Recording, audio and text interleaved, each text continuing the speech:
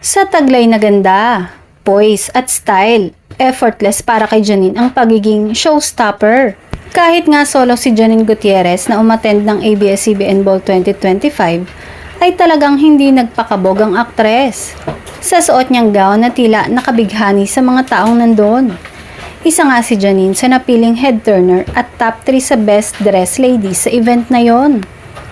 Komento pa ng iba, kahit daw mag-isa lang si Janine na rumampa sa red carpet at walang partner, ay caring-caring niya at talagang bonggang-bongga ang dating niya.